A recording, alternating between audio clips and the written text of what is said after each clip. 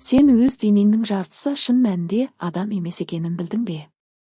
Ғалымдардың соңғы зерттеулеріне сәйкес, адам ағзасында шамамен 39 триллион бактерия бар. Ал адам жасушаларының саны шамамен 30 триллион. Бұл дегеніміз, сенің денеңдегі жасушалардың тең жартысы бактериялардан тұрады. Бұрын бұл көрсеткіш 10 есе көп деп айтылып келген, алайда 2016 жылы жүргізілген нақты зерттеулер бұл санды қайта қарауға мәжбүр етті. Бактериялардың басым бөлігі біздің ішегімізде орналасқан, және олар ас қорыту процесіне, иммундық жүйенің жұмыс істеуіне және тіпті көңіл күйге де әсер етеді.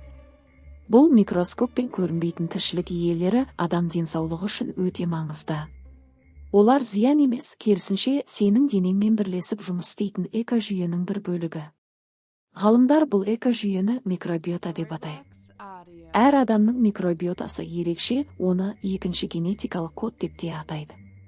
Дұрыс тамақтану мен өмір салты осы бактериялардың тепе-теңдігін сақтап, денсаулықты нығайтуға көмектеседі. Сонымен сен бір ғана адам емессің. Сенің денең миллиардтаған тіршілік иелерімен бірге өмір сүретін күрделі әлем.